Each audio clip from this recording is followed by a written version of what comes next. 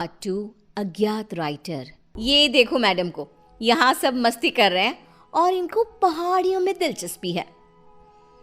पहाड़ी नहीं है, ये जंगल है। अंदर क्या होगा? किसी का घर, कोई पुरानी हवेली, या और क्या हो सकता है? कहीं तू ही तो नहीं रहती ना इस जंगल में? अब इसका नाम भी बता दे। आज से इसका नाम पालन खेत, मेरा घर, आहार। कालिंदी बचपन से ही रहस्यमय शक्तियों में मानती थी। जहां उसकी उम्र के लोग मॉल घुमा करते, उसे जंगल सन्नाटा अपनी ओर खींचता था।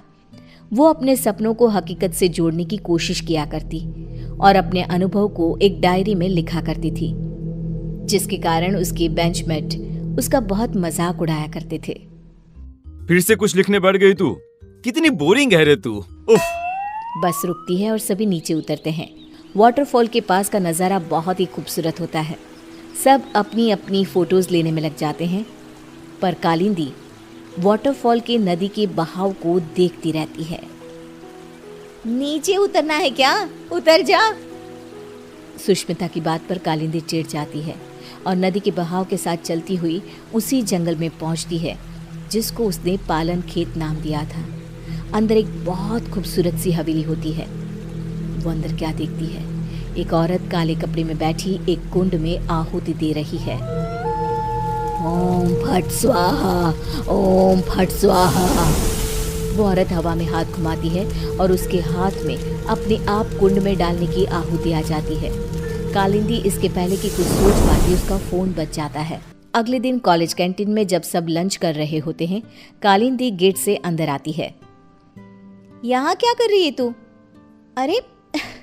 अरे तेरी डायरी कहाँ गई बहन जी?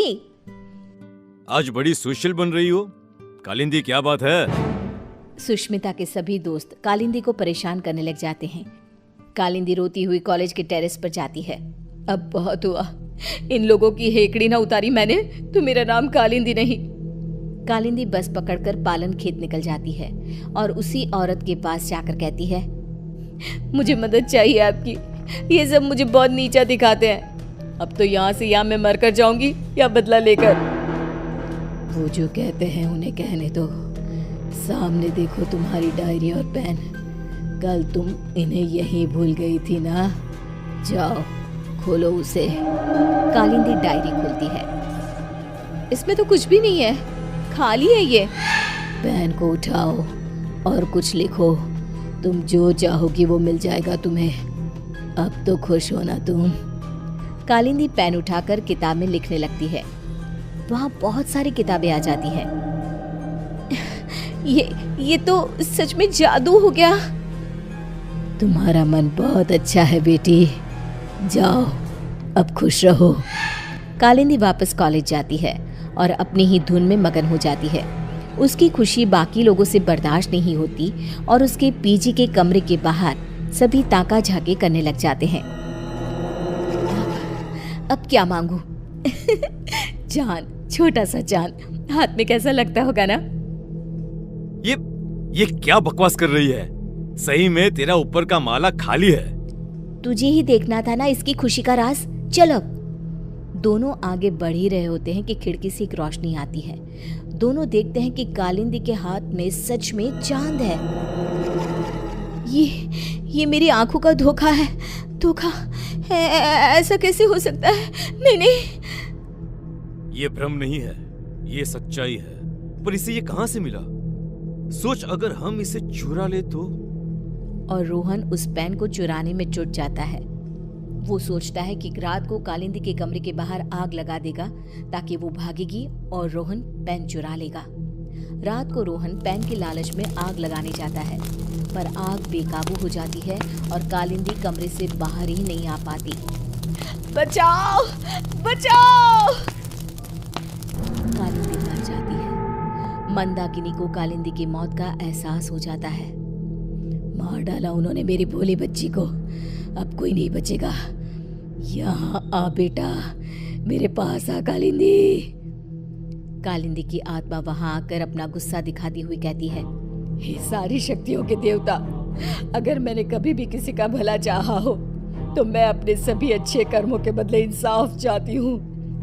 इस अग्नि में अपनी आत्मा की आहुति देते हुए तुझे विनती करती हूँ कि मुझे एक ऐसी आत्मा बना दे, इतनी बुरी और शक्तिशाली, जो अपने गुनहगारों को तड़पा तड़पा कर मारे। ये कहकर कालिंदी की आत्मा आग में समा जाती है और आग से निकलकर कालिंदी के गुस्से से पैदा हुई आत्मा उसके पैन में समा जाती है और फिर शुरू होता है मौत का खेल। सुष्मिता अपने कमरे में सो रही होती है। रात को उसका फोन बजता है। It's me, Rohan. दूसरे नंबर से कॉल करना पड़ा। तुम कॉलेज के पीछे वाली पहाड़ी पर आओ, मुझे तुम्हें कुछ बताना है।